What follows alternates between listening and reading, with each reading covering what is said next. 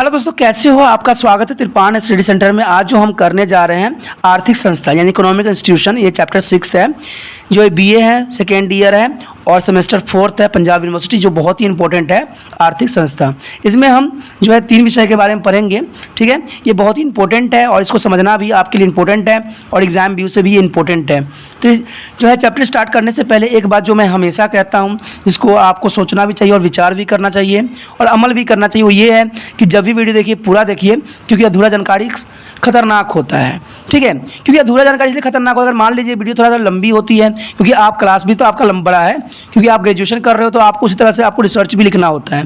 तो इस बात की मत सोचिए, ध्यान से समझिए, सोचिए। और साथ में एक जो बात बहुत इंपॉर्टेंट है, अगर आप पहली बार वीडियो देख रहे हो तो लाइक शेयर सब्सक्राइब जरूर कर लीजिए।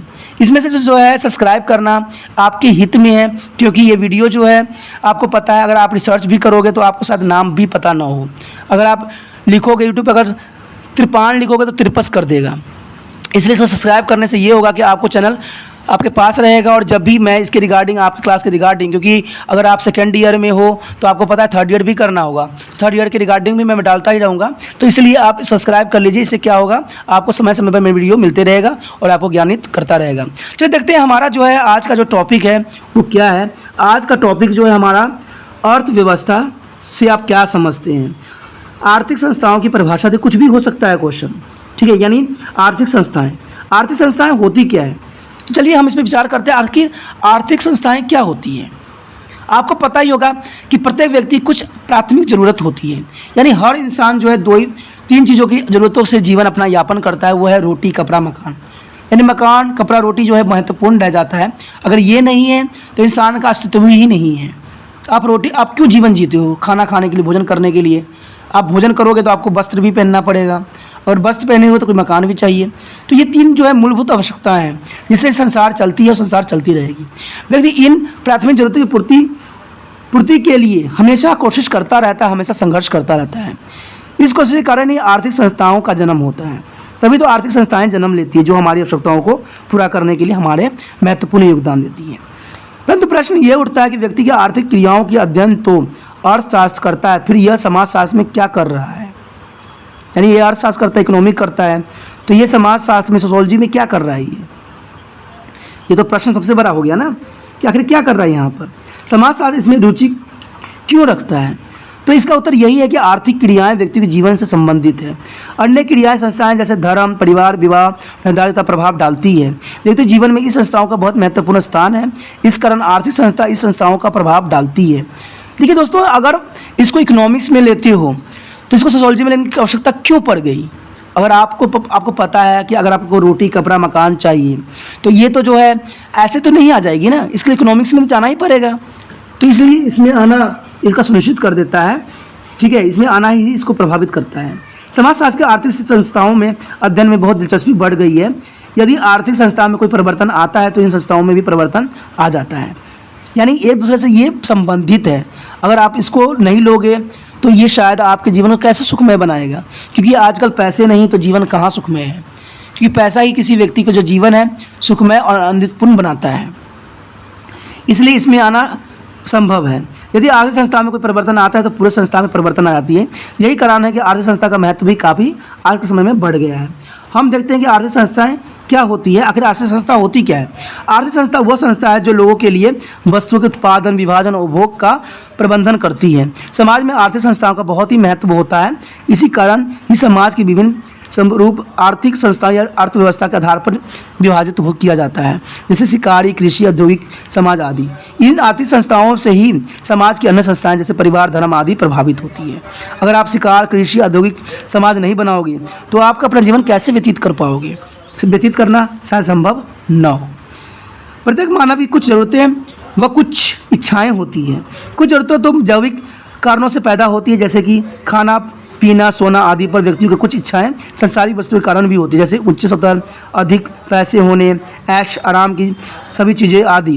व्यक्ति अपनी इच्छा आप ही बनाता है। वो उनके पूरा करने के लिए समर्थ भी समाज व्यक्ति ही रहता है, यानी उसको पूरा करने के लिए हर तरह से कोशिश करता है।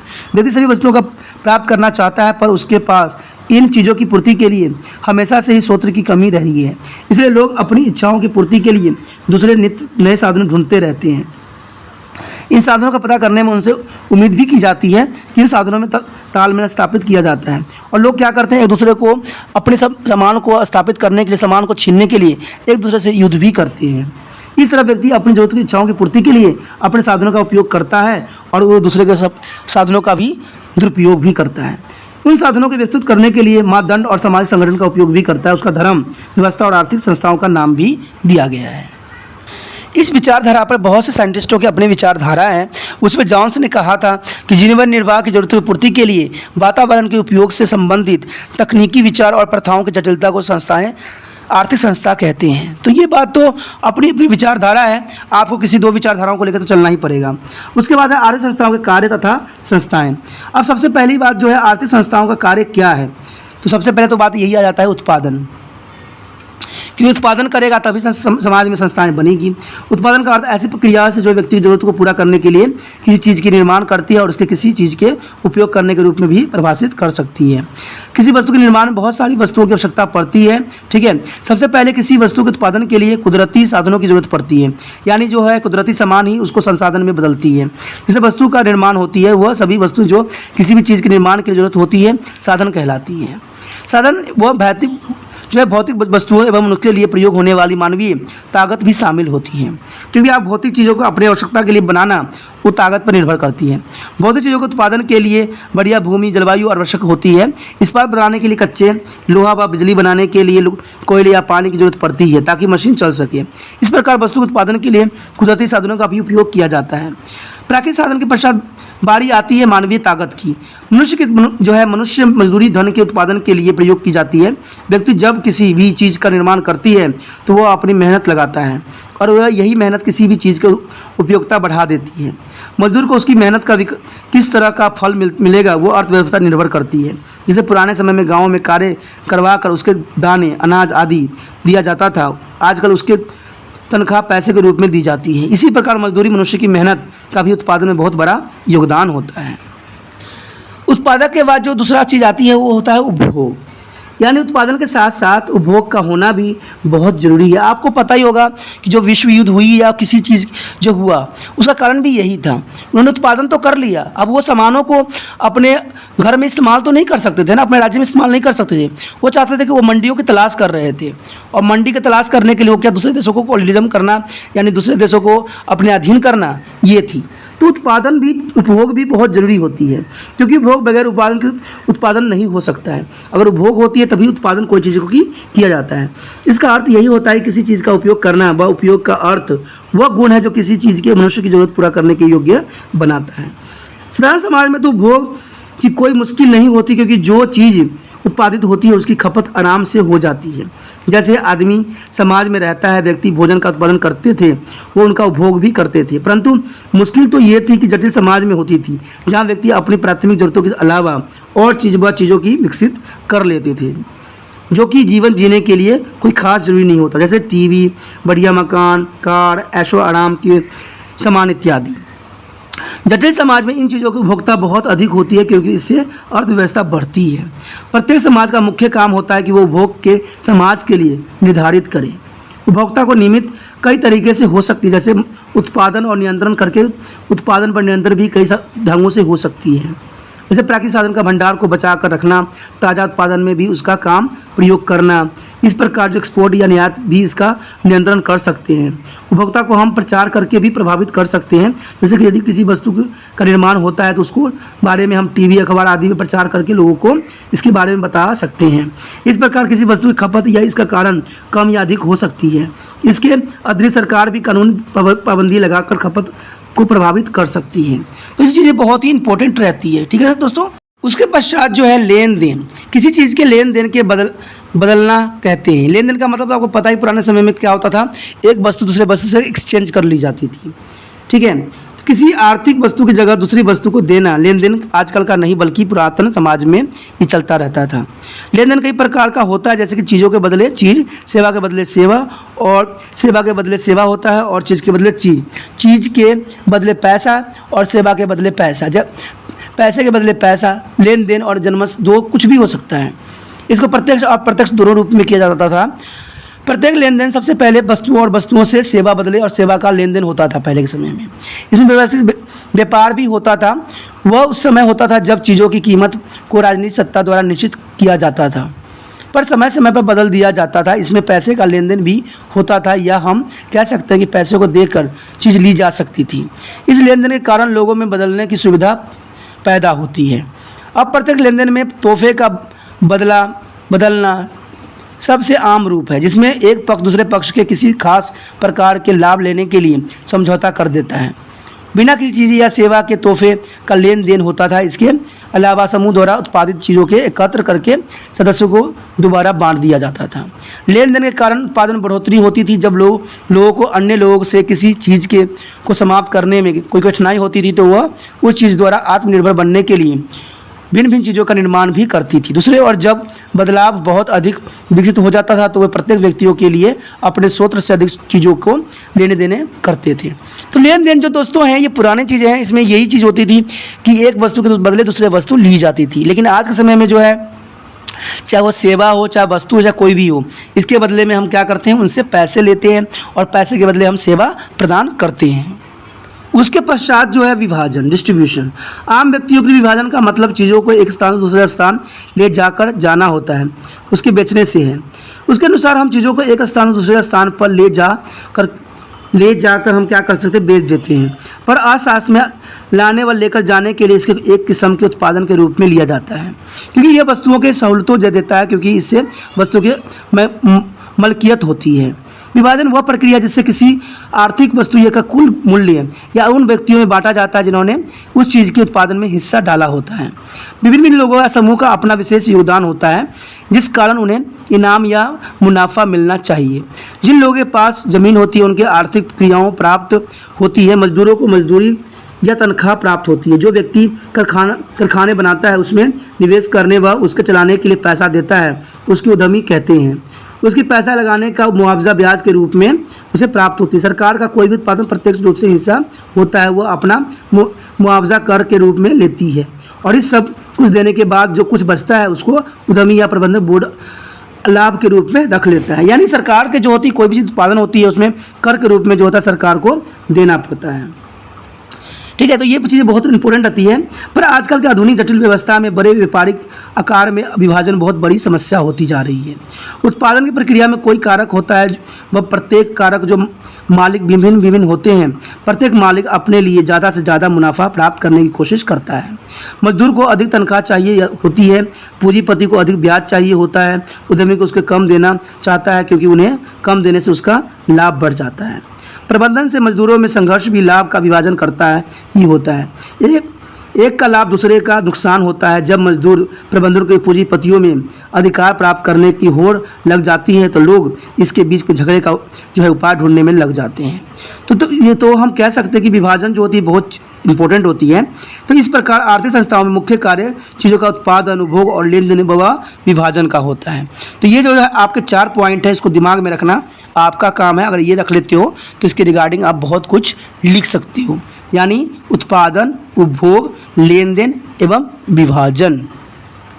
अब अगला टॉपिक दोस्तों ये है विभाजन, जो है श्रम विभाजन, एंड डिवीजन ऑफ लेबर। ये जो वर्डिंग है बहुत इंपॉर्टेंट है, और इसके रिगार्डिंग जो है एग्जाम में 100% आता है। तो आप इसको अच्छे से कर लीजिएगा, ठीक है। ये तो मेरी तरफ से कि 100% आएगा, इसमें कोई डाउट नहीं है, ठीक है। तो हम देखते हैं कि डिवीजन ऑफ लेबर में क्या है, यानी श्रम विभाजन होती क्या है।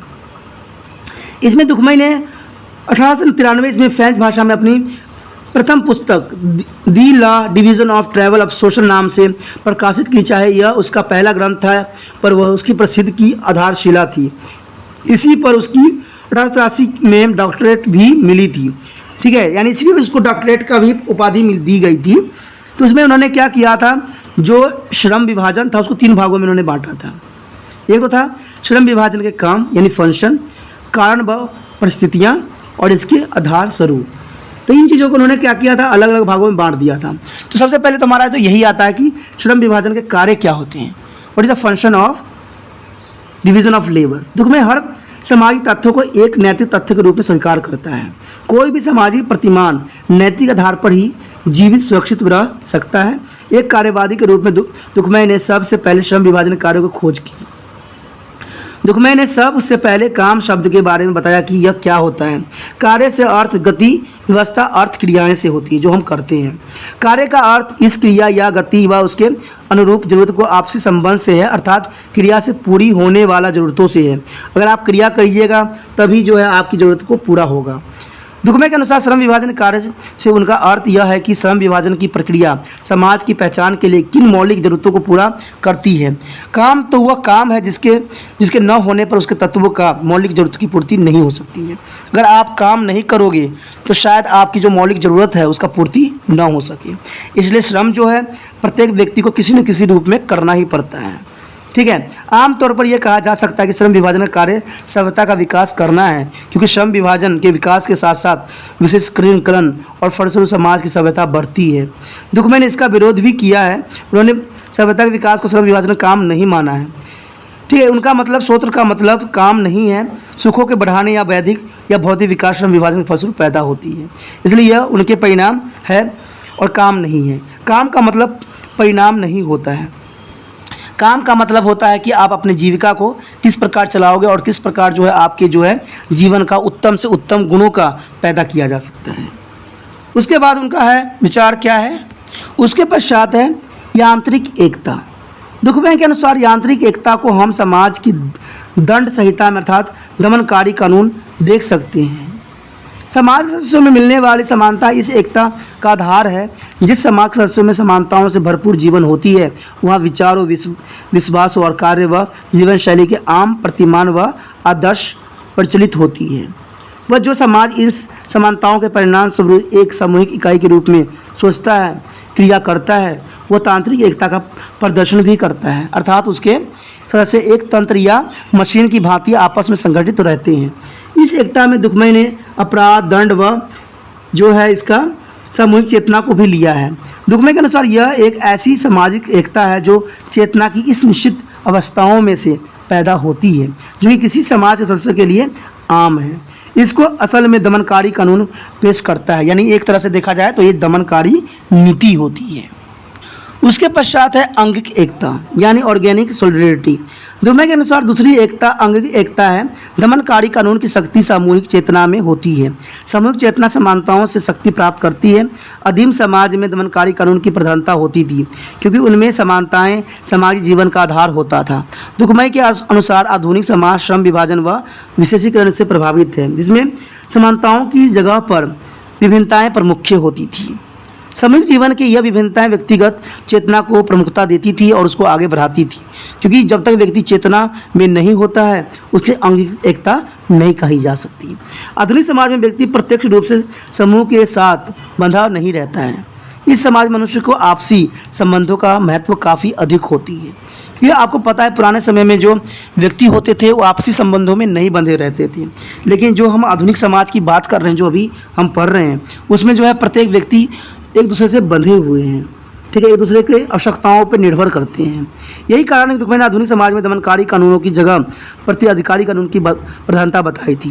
विभिन्नताएं जीवन जो है पुण्य जीवन मनुष्य को एक से दूसरे पर निर्भर रखना पड़ता था। पहले समय में प्रत्येक व्यक्ति केवल एक काम पर योग्य प्राप्त कर सकता था और सभी कार्य के लिए उसके दूसरे पर निर्भर रहना पड़ता था।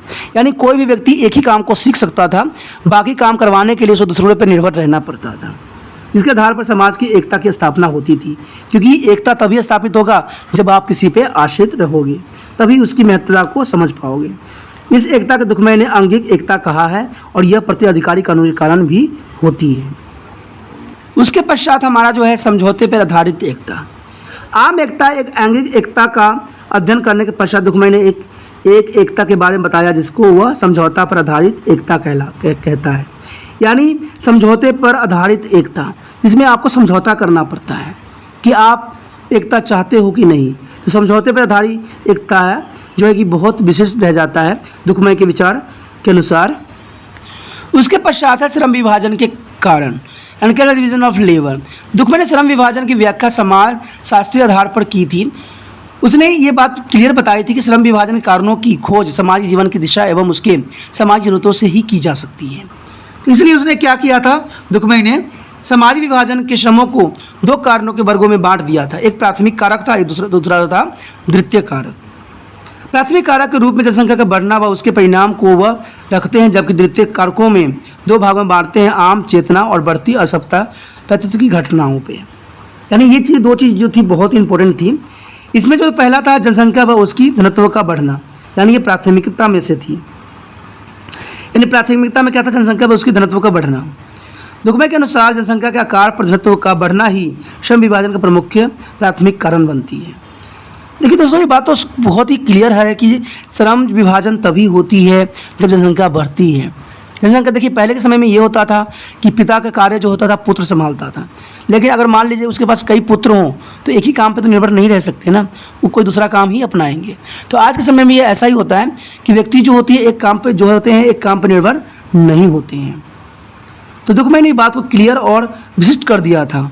दुखमय ने आगे कहा था कि दुखमय ने श्रम विभाजन समाज की जटिलता व धनत्व का सीधा अनुपात है तथा सामाजिक विकास को इस दौरान में लगातार बढ़ोतरी होती रहती है। अर्थात इसका कारण यह है कि समाज नियमित रूप से और अधिक जटिल होती है, क्योंकि समाज तो होता है जटिल ही होती है, क्योंकि इसमें हर चीज़ पाई जाती है। दुखमय के अनुसार से जनसंख्या बढ़ने के दो पक्ष होते हैं, जनसंख्या के आकार में बढ़ोतरी व जनसंख्या का घनत्व में बढ़ोतरी। ये दोनों पक्ष श्रम विभाजन को जन्म देती है, क्योंकि अगर व्यक्ति रहेंगे तो श्रम विभाजन तो होगी ही होगी। जनसंख्या बढ़ने से मिश्रित समाज का निर्माण होने लगता है, वह जनसंख्या विशिष्ट स्थानों पर केंद्रित होने लगते हैं और जनसंख्या घनत्व दो भागों में बढ़ जाती है। एक तो बढ़ती है आपको जो है भौतिक घनत्व, एक है नैतिक घनत्व। भौतिक घनत्व में क्या होता है? शारीरिक तौर पर लोग का एक ही स्थान पर एकत्र होना भौतिक घनत्व कहलाता है। और नैतिक घनत्व क्या होता है? जो नैतिक घनत्व होता है वो भौतिक घनत्व के कारण लोगों के आपसी संबंध, क्रिया और प्रतिक्रिया बढ़ती है, जिससे जटिलता भी बढ़ती है, जिसके नैतिक घनत्व कहते हैं। तो घनत्व होना भी जरूरी है, क्योंकि अगर नैतिकता नहीं रहेगी तो लोगों का जीवन जो है यापन होना शायद संभव न हो, क्योंकि हर एक व्यक्ति जो है दूसरे व्यक्ति पे आश्रित है, क्योंकि सभी कार्य आपको स्वयं नहीं आता है, आपको दूसरे कार्य सीखने के लिए दूसरे व्यक्ति या कुछ करवाने के लिए दूसरे व्यक्ति के पास जाना ही पड़ता है। आम या सामूहिक चेतना की बढ़ता समझता। दुखमय ने द्वितीय कारकों में सामूहिक चेतना की बढ़ती असफलता को प्रथम स्थान दिया है।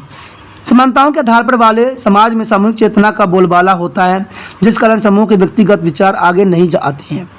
दुखमय के अनुसार श्रम विभाजन व विशेषीकरण तो ही संभव है जब सामूहिक विचार की जगह पर व्यक्तिगत विचार का विकास हो जाता है, तो व्यक्तिगत चेतना सामूहिक चेतना को दबा देती है और इस प्रकार श्रम विभाजन भी बढ़ जाती है। तो जनरल सी बात है, अगर एक चीज़ बढ़ेगी दूसरी चीज़ जो है 100% घटेगी। उसके बाद है पैतृकता एवं श्रम विभाजन। पैतृकता का मतलब यही होता है कि पिता के कामों को अपना लेना। श्रम विभाजन के द्वितीय कारक जो दूसरे कारक दुखमय ने पैतृकता के घटते प्रभाव को माना है। उनके साथ जितना अधिक पैतृकता का प्रभाव होगा, परिवार परिवर्तन के मौके उतने ही कम होंगे। देखिए, अगर कोई व्यक्ति जो है पिता का कामों को ही अनुसरण कर लेता है तो उसको क्या होगा? दूसरे काम की तरफ जाना नहीं पड़ेगा, यानी परिवर्तन के मौके उतने ही कम मिलेंगे, परिवर्तन कर ही नहीं पाएगा, क्योंकि उसको पिता का काम जो है मिल गया है। अन्य शब्दों में श्रम विभाजन के विकास के लिए जरूरी है कि पैतृक गुणों का महत्व न दिया जाए। श्रम विभाजन की प्रगति तो संभव है जब लोगों की प्रकृति व स्वभाव में विभिन्नता हो, यानी पैतृक गुणों का यहाँ पर महत्व नहीं दिया जाने की बात कही गई है और प्राकृतिक स्वभाव को में विभिन्नता लाने की बात की गई है। यानी प्राकृतिक रूप से आपको जो भी पसंद है, जो आपको इच्छा होती है, उसी का कार्य को करना ही आपके लिए खास हो जाती है। तो हम अपनी खास आदतों का विकास नहीं कर सकते, क्योंकि आपकी जो आदत होगी वो आप अलग होगा। अगर आप में ये आदत नहीं रहेगी तो आपका विकास कैसे होगा? तो ये चीज़ जरूरी है। इस बात दुखमय के अनुसार पैतृक श्रम विभाजन को रोकती है। समय के साथ साथ समाज का विकास होता है तो पैतृक का प्रभाव कम होता जा रहा है। आज के समय में देखिएगा, जो पैतृक जो वर्क थी वो बिल्कुल ख़त्म हो गई, यानी पिता के काम पुत्र कभी नहीं अपना रहा है, वो अपने श्रम, अपनी मेहनत और अपनी काबिलियत के अनुसार अपने जो वर्क है उसको वो लेके चल रहे हैं। तो ये सब चीज़ें जो होती है इसके श्रम विभाजन के कारणों में आ जाती है। तो ये जो हमने पढ़ा है श्रम विभाजन के कारण। अब हम क्या पढ़ेंगे? श्रम विभाजन के परिणाम। अब श्रम विभाजन के परिणाम भी बहुत ही महत्वपूर्ण रखता है बात। श्रम विभाजन की प्राथमिक और द्वितीय कारकों के पश्चात दुखमय इसके विकास और फलस्वरूप पैदा होने वाले परिणामों का जिक्र भी करते हैं, क्योंकि इसे बहुत से कारण भी प्रमुख पैदा होती है। दुखमय के श्रम विभाजन के बहुत सारे परिणाम का जिक्र भी किया, जिनमें से कुछ प्रमुख ये है। पहला तो यही क्रियात्मक स्वतंत्रता और विश्लेषी क्रम। दुखमय ने शारीरिक श्रम विभाजन व सामाजिक श्रम विभाजन में अंतर किया है और सामाजिक श्रम विभाजन के परिणाम के बारे में बताया भी है। दुखमय के अनुसार श्रम विभाजन का एक परिणाम यह होता है कि जैसे कि काम अधिक बढ़ जाता है, श्रम विभाजन के कारण मनुष्य अपने कुछ विशेष गुणों को विशेष कामों में लगा देता है। यानी हर व्यक्तियों में कुछ न कुछ गुण होता है जो क्या करते हैं, दूसरे व्यक्तियों में लगा देते हैं, जिस कारण श्रम विभाजन के विकास का एक परिणाम यह भी होता है कि व्यक्ति के काम करके शारीरिक लक्षणों को स्वतंत्र हो जाते हैं। यानी वो दूसरे पर निर्भर नहीं होते हैं, वो अपने कार्य स्वयं करने लग जाते हैं।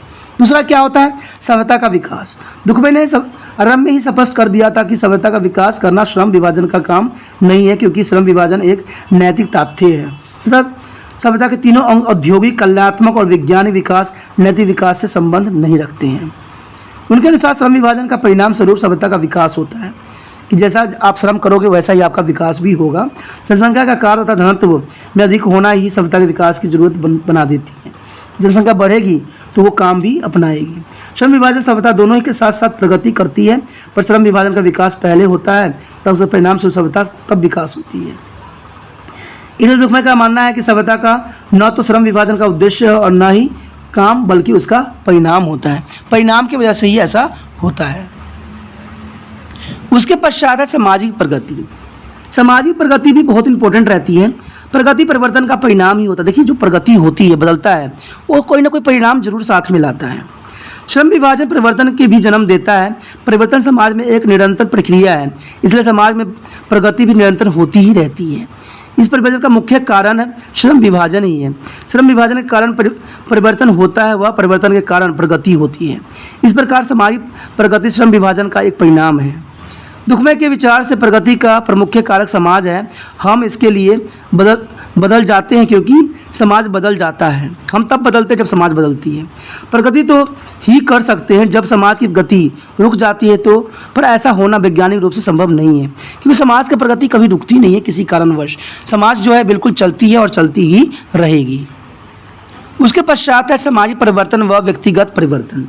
सामाजिक परिवर्तन और व्यक्तिगत परिवर्तन जो है बहुत इंपॉर्टेंट रहता है। दुखमय ने सामाजिक परिवर्तन की व्याख्या भी श्रम विभाजन के आधार पर ही किया था। व्यक्तियों में होने वाले परिवर्तन समाज में होने वाले परिवर्तन का परिणाम होता है। देखिए, अगर आप में कोई चेंजेस आया है तो आपने अपने आप को चेंज क्यों किया है?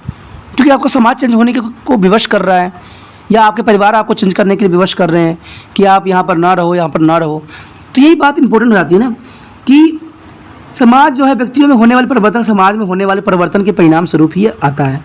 दुखमय का मानना है कि समाज में होने वाले परिवर्तन का मूल्य कारण जनसंख्या का आकार भी हो सकती है। वितरण और घनत्व में होने वाले परिवर्तन भी हो सकती है, जो मनुष्य में श्रम विभाजन कर देती है। वह सारे व्यक्तिगत परिवर्तन इसी सामाजिक परिवर्तनों के परिणाम स्वरूप होते हैं। नई समूह का बनना, आत्मनिर्भरता, ये भी बहुत जरूरी इंपॉर्टेंट आता है। दुखमय के अनुसार श्रम विभाजन का एक परिणाम यह होता है कि विशेष कार्य में लगे व्यक्तियों को विशेष हित का विकास हो जाता है। इस विशेष स्वार्थों की रक्षा करने के लिए उद्देश्य से विशेष वर्गों और समूहों का निर्माण होता है। इस प्रकार जितनी अधिक श्रम विभाजन होती है उतनी अधिक अंतर्निर्भर बढ़ती है, आत्मनिर्भर जो है बढ़ती रहती है लोगों पे।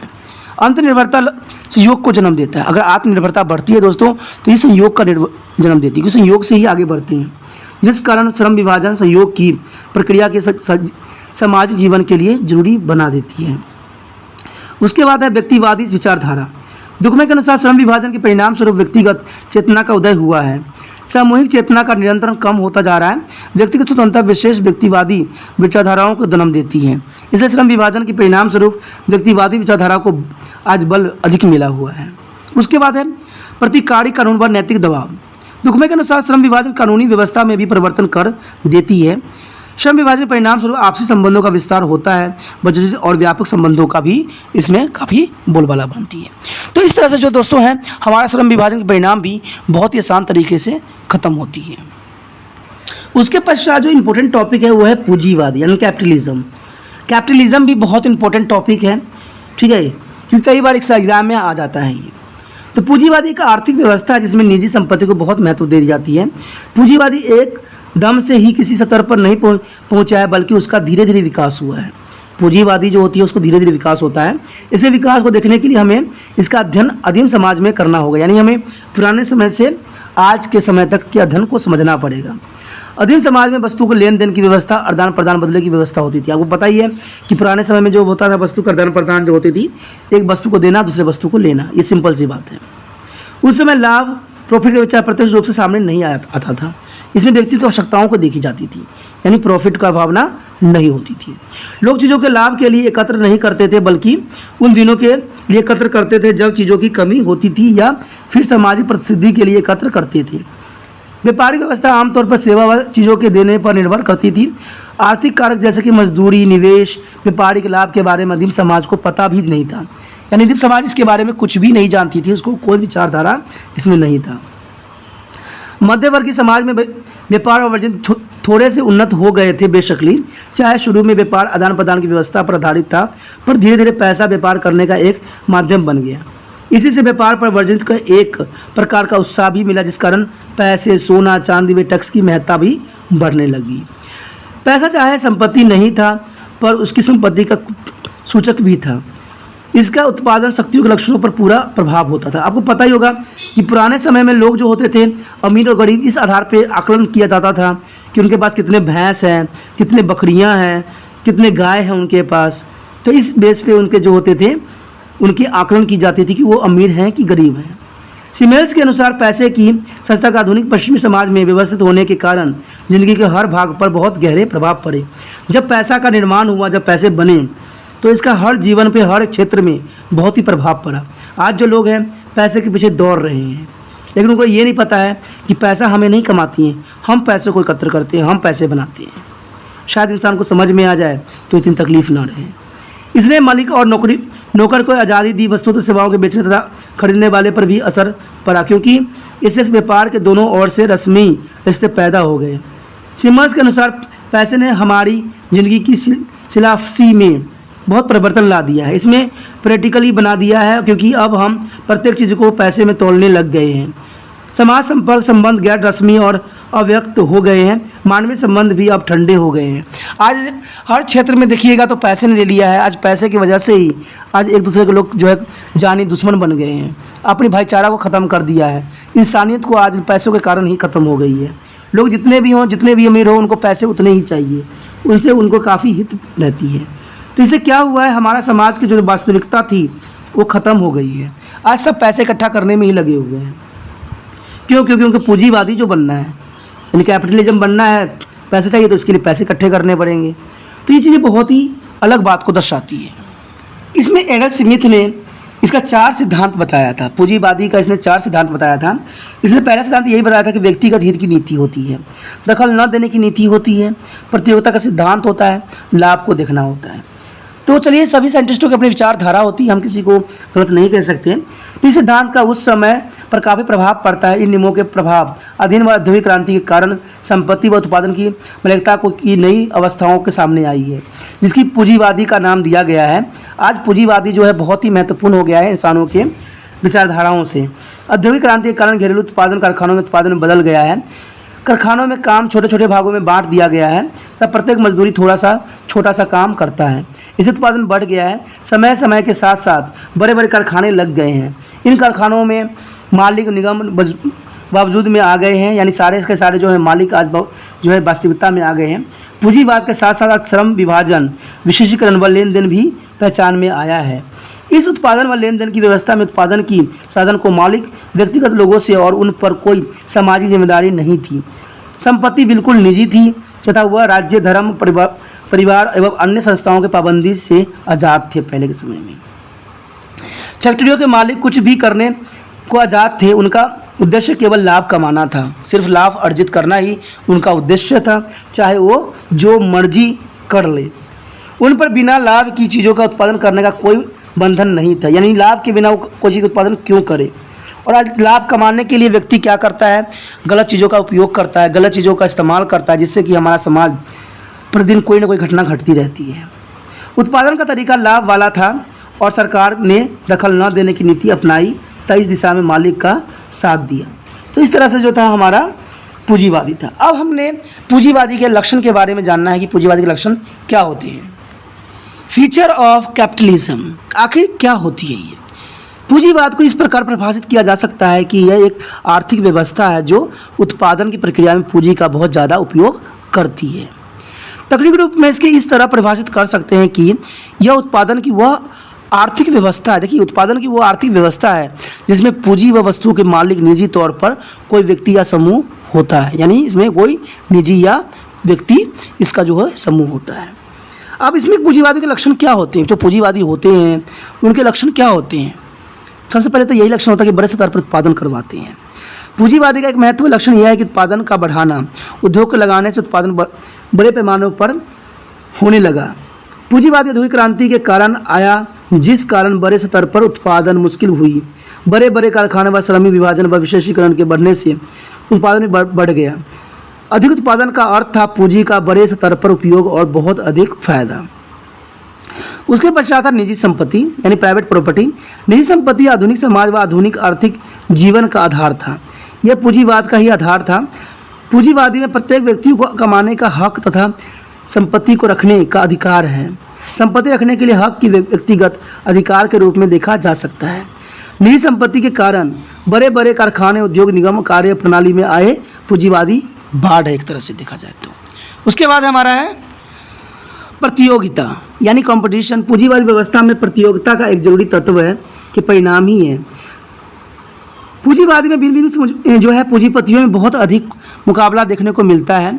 मांग को नकली तौर पर बढ़ाकर वह पूर्ति को घटा दिया जाता है। वो पूंजीवादी में कठिन मुकाबला होता है। इस मुकाबले में बड़े पूंजीपति जीत जाते हैं और छोटे पूंजीपति हार जाते हैं, क्योंकि बड़े पूंजीपति जो होते हैं हर तरह के जो प्रकंडे यूज़ करते हैं, हर तरह के रूल रेगुलेशन यूज़ करते हैं, और छोटे जो होते हैं उनको दफना सी देती हैं।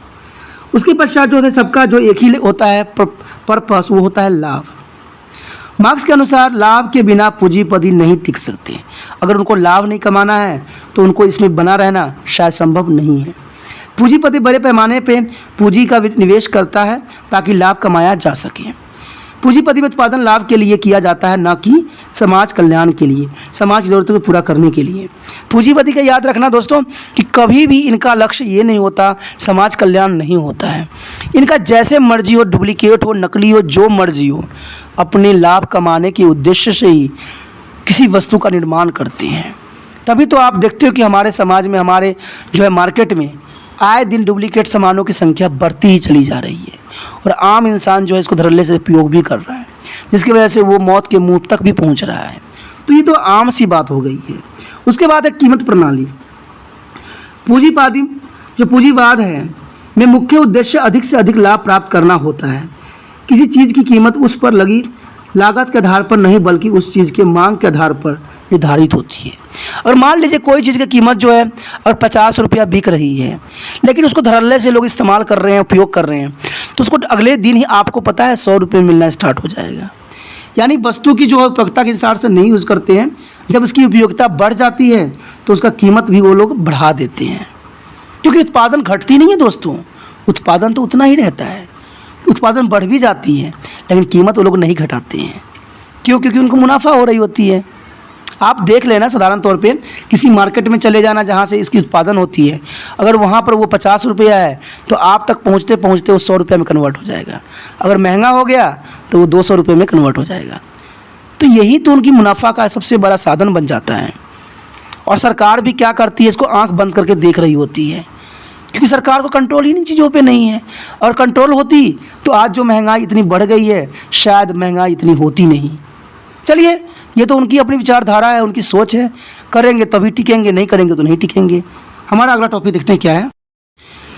पूंजीवाद के सामाजिक परिणाम, यानी पूंजीवाद के सामाजिक परिणाम क्या होगा। ठीक है, ये तो हमें अच्छे परिणाम है, कुछ हम बुरे परिणाम भी यहाँ पर करेंगे जो बहुत ही महत्वपूर्ण रहता है।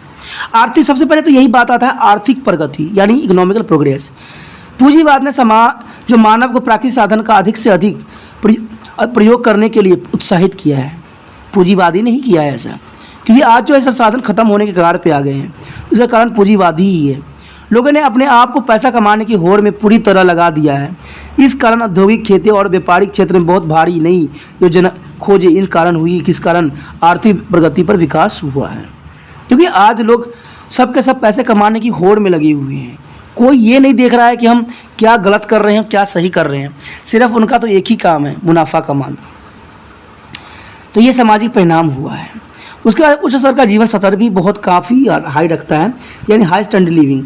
पूंजीवाद व्यवस्था में नई नई वस्तुओं का उत्पादन होता है। जैसे जैसे लोगों की ज़रूरत बढ़ती है, वैसे वैसे उनकी पूर्ति के लिए नई नई चीज़ों का बाजार में आ जाती है। कारखानों में उत्पादित चीज़ों की कीमत कम होती है, जिस कारण व्यक्ति का पैसा बच जाता है तथा वह इसे बचे हुए पैसों को ऐशो आराम का सामान खरीद और उसका जीवन स्तर बढ़ा देते हैं। तो आपको पता ही है, अगर हम छोटी चीज़ का इस्तेमाल कर रहे हैं, अगर बड़ा चीज़ आता है बाज़ार में, तो हम बड़े चीज़ को लेना ही पसंद करते हैं। उसके बाद है संस्कृति का लेन देन, यानी एक्सचेंज ऑफ द कल्चर। पूंजीवाद के कारण भिन्न भिन्न देशों में व्यापार बढ़ रहा है। इसी कारण ही भिन्न भिन्न देशों में तकनीक का बंटवारा होने लग पड़ा है। यातायात व संचार के साधनों का विकास करके लोग दूसरे देशों में जाने लग गए हैं। पूरी दुनिया बहुत छोटी हो गई है। लोग एक दूसरे के देशों में जाने के कारण विचारों का, संस्कृति का, सभ्यता का आदान प्रदान होने लगा है। इस प्रकार पूंजीवाद के कारण समाज जो संस्कृति लेन देन आरंभ हो गई है, संस्कृति लेन देन जो है काफ़ी बढ़ती ही चली जा रही है। उसके बाद है हमारा सभ्यता का विकास। ठीक है, पूंजीवादी अर्थव्यवस्था में नई चीज़ों की खोज होती है और इन खोजों के कारण उत्पादन की मात्रा बढ़ती ही चली जा रही है। माल की गुणवत्ता में धीरे धीरे सुधार होने लगा है। इससे बढ़िया चीज़ें हमारे सामने आने लगा है, सभ्यता का विकास होने लगा है। चलिए, ये तो कहने की बात है, लेकिन कौन सी चीज़ें अच्छी आई है, शायद इसके बारे में कल्पना ही की जा सकती है। अगला है हमारा आर्थिक स्वतंत्रता, यानी इकोनॉमिकल फ्रीडम। इसमें पूंजीवाद के आने से लोगों को आर्थिक स्वतंत्रता प्राप्त हुई है। अब प्रत्येक व्यक्ति आर्थिक रूप से स्वतंत्र था और वह अपनी समर्था व योग्यता से जितनी चाहे पैसा कमा सकता है। उसमें कोई रोक टोक नहीं होती है। जब व्यक्ति आर्थिक रूप से स्वतंत्र हो जाते हैं तो उन्हें अधिक से अधिक मेहनत करने का उत्साहन प्राप्त होता है, क्योंकि अब सख्त मेहनत से केवल उसका कामना धन उसके ही प्राप्त होगा। इस प्रकार उस व्यक्तियों को ही नहीं बल्कि पूरे समाज को लाभ हुआ है। बस समाज में पैसा बढ़ने से खुशहाली भी आई है। उसके बाद है सहयोग का बढ़ना, यानी इंक्रीजिंग ऑफ कोऑपरेशन। पूंजीवाद के विभिन्न कार्यों में सहयोग बढ़ा और बड़े बड़े कारखानों में हजारों व्यक्ति काम करते हैं। यह आपस में मिलजुल कर काम करते हैं। श्रम विभाजन व विशेषीकरण के कारण प्रत्येक विभाग के पास एक विशेष काम होता है। वो उद्योग चलने के लिए भिन्न भिन्न विभागों में सहयोग बहुत ही जरूरी है। इस प्रकार लोगों में सहयोग और रस्मी संबंध बढ़े हैं। इसके साथ साथ जाति, धर्म, नस्ल आदि का भेदभाव भी दूर हो गया है, क्योंकि कारखानों में काम करते हुए कोई एक दूसरे से यह नहीं पूछता है कि वह किस जाति या धर्म का है। सिर्फ वहाँ पर उनको सिर्फ इतना ही मतलब होता है, काम करना और पैसे कमाना, जो कि काफ़ी अच्छा भी है और समाज के प्रगति के लिए जरूरी तत्व भी है।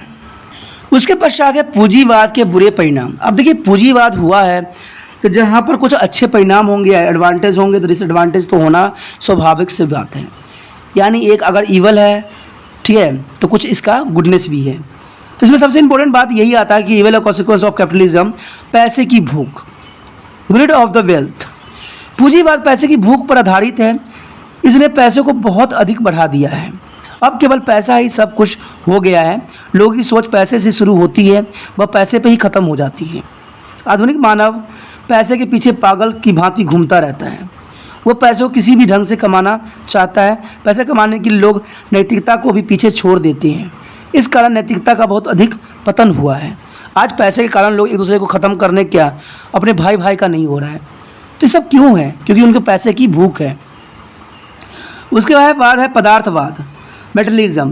पूंजीवाद अर्थव्यवस्था में पदार्थों को ही सबसे उत्तम होती है। व्यक्ति अधिक से अधिक पैसा कमाना चाहता है, जिस कारण वह समाज द्वारा बनाए गए सम्मान को भी छोड़ देता है। उसके जीवन में धर्म व आध्यात्मिकता का कोई स्थान नहीं होता है। प्रत्येक व्यक्ति भौतिक सुखों के पीछे भागता फिरता है नजर आता है और इस कारण व्यक्तिवादी बढ़ती है, जिससे सामूहिक जीवन पर खतरा प्रभाव पड़ रहा है। यानी इसके जीवन पर जो है प्रभाव पड़ेगा ही पड़ेगा। उसके बाद है मानवीय कीमतों का पतन। अब देखिए, इन कारणों से क्या हुआ, मानव की जो वास्तविकता होती थी वो खत्म हो गई है। पूंजीवादी समाज में प्रत्येक व्यक्ति के पास पैसे से मापा जाता है, यानी पैसे से उनके विचारों को मापा जाता है। आज पैसे की वजह से आज सब कुछ हो रहा है। आपने देखा ही होगा समाज में कैसे कैसे लालची भरी जीवन यापन कर रहे हैं। ये चीज़ नहीं आता है तो ये चीज़ नहीं होगा, वो चीज़ नहीं हुआ तो ऐसी चीज़ नहीं होगा। ये तो आम सी बात रह गई है। यानी कह सकते हो कि मानव जीवन की सभी कीमत पैसे, प्यार, हमदर्दी, सहयोग आदि समाप्त हो गए हैं। पैसों ने प्यार, हमदर्दी और सहयोग सबको ख़त्म कर दिया है। आज जिसके पास पैसा है सब उसके साथ है, आज जिसके पास पैसा नहीं है उसके साथ कोई नहीं है, क्योंकि आज पैसे का ही महत्व है। क्योंकि आपके पास पैसा है तो आप सबसे प्यारे हो, आपके पास पैसा नहीं हो तो आप प्यारे क्या, आप किसी के लायक ही नहीं हो। ये तो आज की वास्तविकता है। अब प्यार भी पैसे से प्राप्त होती है। आज पैसा फेंको, आज लोग आपके साथ चिपक जाएंगे। प्रत्येक व्यक्ति अधिक से अधिक प्राप्त करना चाहता है, पैसे प्राप्त करने से अधिक करना चाहते हैं। व्यक्ति का मुख्य उद्देश्य ही पैसा प्राप्त करना होता है, सम्मान नहीं। आज कहते हैं पैसा है तो सम्मान भी है, चाहे वो दो तरीके से क्यों ना प्राप्त किया गया हो। तो ये सही भी नहीं है, उचित भी नहीं है, ये सबसे बड़ा ईविल है, सबसे बड़ी बुराई है। उसके पश्चात है समाज संगठन में असंतुलन। पूंजीवाद के कारण समाज संगठन में असंतुलन पैदा हो जाता है। पूंजीवाद समाज का कल्याण करने में सफल हुए है, यदि सफलता नहीं प्राप्त हुई है। इसमें अच्छे व बुरे की पहचान खत्म कर दिया है, यानी कौन अच्छा है कौन बुरा है आज कोई किसी के बारे में नहीं जानता है, और लोगों में पैसे की भूख पैदा कर दी है। इसलिए मानव के जीवन को देखने का नज़रिया ही बदल दिया गया है। अब पद निर्धारित करने में सबसे बड़ा हाथ पैसे का है। आज लोगों की योग्यता के अनुसार उनको पद प्राप्त नहीं होता है, आज पैसे के रिगार्डिंग उनको पद प्राप्त होता है। जिसके पास पैसा है वो बड़े से बड़े पद पे खुद ही आसमान विराजमान हो जाता है। इसे मानव की नैतिकता का पतन होता जा रहा है। पूंजीवादी नैतिकता नहीं बढ़ सकता है, यह समाज व व्यक्ति दोनों के लिए खतरनाक है, और यह मानव के लिए हर तरह से श्राप सिद्ध होता जा रहा है। तो इसको पता नहीं समय आने पर कब इसको ख़त्म किया जाएगा, इसका तो भविष्य भी गवाह है।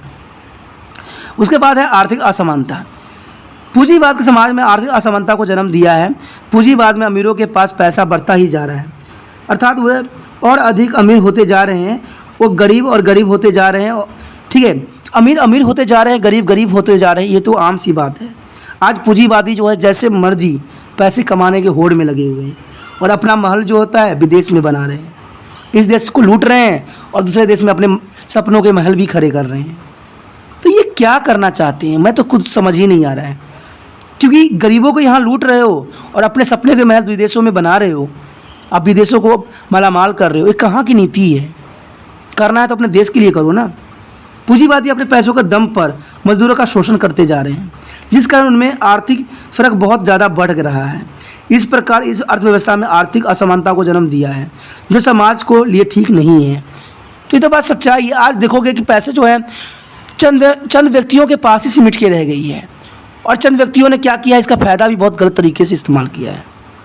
अगर एग्जाम्पल के तौर पे आप देखोगे तो आप देख सकते हो कि जो पहले जो रिचार्ज हुआ करती थी 10 रुपया 20 रुपया में हुआ करती थी, आज जो कंपनियां हैं अपनी मनमानी कर रही है। आज 500 रुपया से कुछ बात ही नहीं हो रही है, 250 रुपया 300 रुपये से कुछ बात ही नहीं बन रही है। आप बात करो चाहे ना करो, आपको रिचार्ज उतना ही करवाना ही पड़ेगा। तो ये तो गलत बात है, इससे हमारे समाज भी बिगड़ता जा रहा है। पहले के समय में सही थी, जितने बातें करने थे उतने पैसे लगते थे, तो व्यक्ति जो होते थे बात फ़ोन का भी इस्तेमाल बहुत कम करते थे। लेकिन आज के समय में फ़ोन के जो है धड़ल्ले से उपयोग किया जा रहा है। लोग क्या कर रहे हैं, एक बात बोलना होता है उस जगह वो क्या करते हैं, अतिशयोक्ति अलंकार का उपयोग करते हैं, यानी बढ़ा चढ़ा के उसी बात को बोलते रहते हैं। जो नहीं भी बोलना होता है वो भी बोलते रहते हैं। आज देखो कि महिलाएं जो है फ़ोन पे ही लगी रहती है, लेकिन उनको ये नहीं पता है कि आने वाले भविष्य में उसका प्रभाव उन पर क्या पड़ेगा। शायद समझ जाते तो ऐसा ना करते। चलिए, ये तो उनकी अपनी प्रॉब्लम है, क्योंकि आप बच्चे नहीं हो, समझदार हो, आगे बढ़ चुके हो, काफ़ी बड़े हो, और लोग भी कोई आम नहीं होते हैं, बहुत बड़े हैं, हमसे भी बहुत समझदार हैं। तो आपको जो उचित लगता है वो कीजिए, क्योंकि समाज को तो हमें इतना पता है कि पतन की ओर जा रही है। उसके बाद है वर्ग संघर्ष। इस अर्थव्यवस्था में पूंजीवादी का मजदूर नामक दो वर्ग में जन्म दिया है। पूंजीपति अपने पैसे के जोर पर मजदूरों का शोषण करते हैं।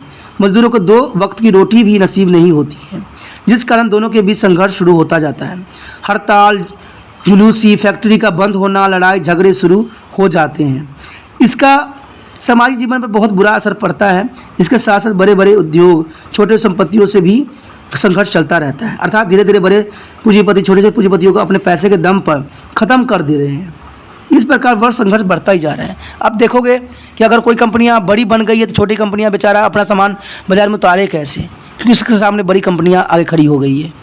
तो छोटी कंपनी जो होती है बर्बाद हो जाती है, बंद होने के कगार पे आ जाती है और बंद भी हो जाती है, जो कि गलत है, सही नहीं है। इस तरह ऊपर व्याख्या के आधार पर हम कह सकते हैं कि पूंजीवादी में अनेकों दोष, यानी हम इस निष्कर्ष निकाल सकते हैं या हम एक कंक्लूजन कह सकते हैं या ये हम निष्कर्ष निकाल सकते हैं कि पूंजीवाद में अनेकों दोष होने के बावजूद भी इसने हमारे समाज के लिए निर्माणकारी कार्य किया है। पूंजीवाद ने न केवल व्यक्तियों के आर्थिक जीवन पर प्रभाव डाला है बल्कि इससे व्यक्तियों का समाजी जीवन भी प्रभावित हुआ है। पूंजीवाद का असर राजनीतिक जीवन पर भी साफ दिखाई देता है और पूंजीपति अपने पैसे के जोर पर नेताओं को अपनी उंगली पर नचा भी रहे हैं। तो ये भी एक परम सत्य भी है। दोस्तों इसी के साथ जो है हमारा ये टॉपिक ख़त्म हो जाता है। अगर आपको अच्छा लगा है तो लाइक शेयर सब्सक्राइब जरूर कीजिए, और अगर पहली बार वीडियो देख रहे हो तो ज़रूर जो है चैनल को सब्सक्राइब कर लीजिए, क्योंकि चैनल को सब्सक्राइब कर लोगे तभी जो है मेरे जो भेजे गए कुछ भी वीडियो मैं भेजूंगा जो आप तक प्राप्त होगी, जो आपके कल्याण के लिए रहेगी। तो सब्सक्राइब कर लेने में आपको फ़ायदा है। ओके दोस्तों, अपना ध्यान रखना और जम के पेपर की तैयारी करना। ओके दोस्तों, बाय।